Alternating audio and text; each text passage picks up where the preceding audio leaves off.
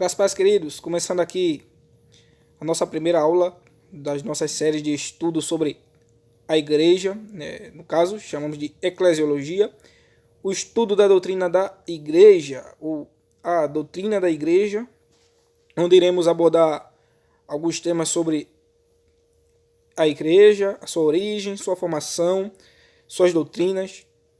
Essas serão algumas aulas que iremos colocar aqui no grupo. E a aula de hoje será sobre a natureza da igreja.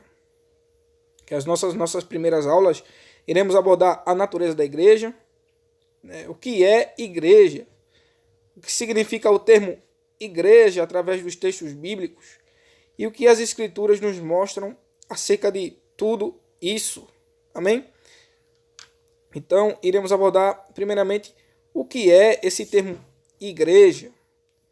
A palavrinha igreja, quando a gente vai ler no Novo Testamento ali, quando a gente vai pegar qualquer texto ali do Novo Testamento e vai falar sobre exatamente igreja, se formos buscar no original, né, na linguagem que esses textos foram escritos, os autores iriam utilizar ali a palavrinha grega chamada eclésia ou eclesia, né, que foi a palavrinha grega ali do seu contexto que eles pegaram e acharam mais qualificada para expressar o que estava se tornando ali, né? Lembrando que essa palavrinha foi utilizada ali no surgimento da igreja para especificar a reunião dos crentes ali.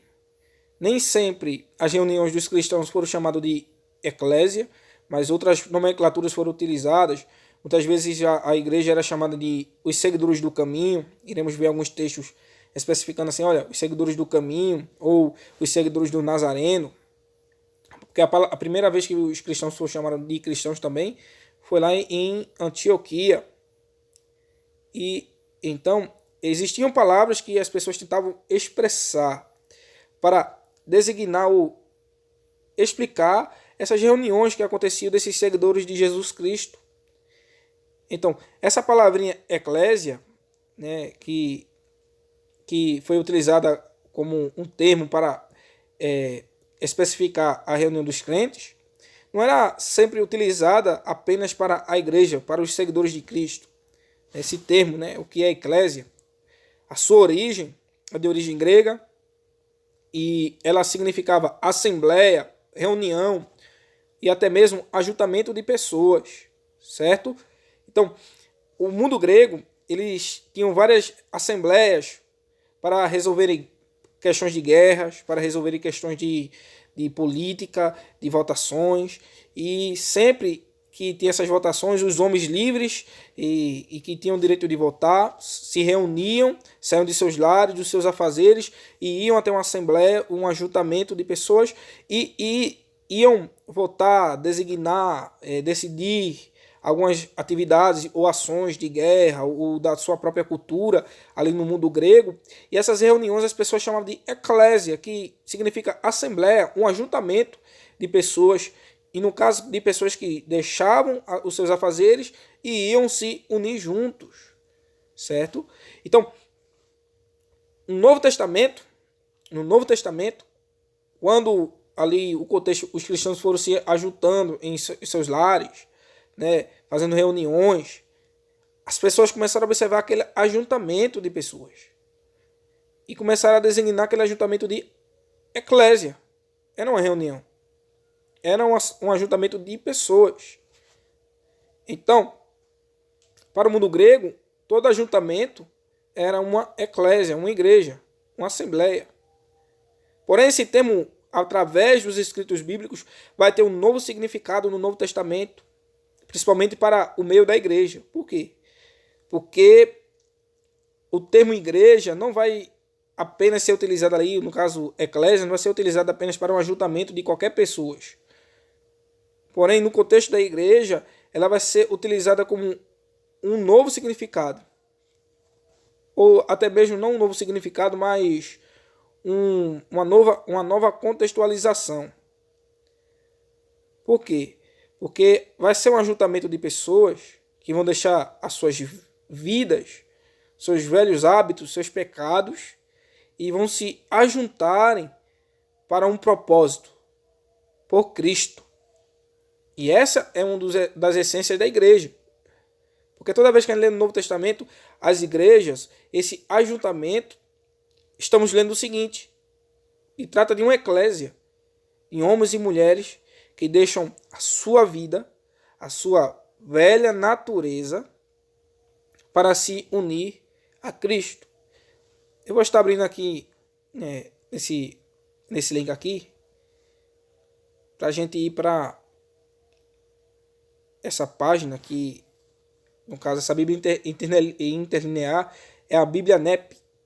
Tem todo mundo que quiser ter um acesso, né, dou um adendo aqui, que podemos entrar, pesquisar. Iremos ter textos no grego, no inglês e no português. É uma boa fonte para estudo para quem gosta aí de estudar a palavra. Então veja só, separei aqui esse texto de Romanos 16:16 para a gente ter essa contextualização, para entendermos melhor. É um texto de Paulo, onde ele vai saudar a igreja dos romanos. Vai dizer o seguinte: saudai-vos uns aos outros com ósculo santo. Aqui a palavrinha, ó, que ele vai utilizar. Todas as igrejas, aqui, ó, palavrinha, show. Olha a palavrinha que ele vai utilizar aqui. Todos podem ver. Eclésia, certo?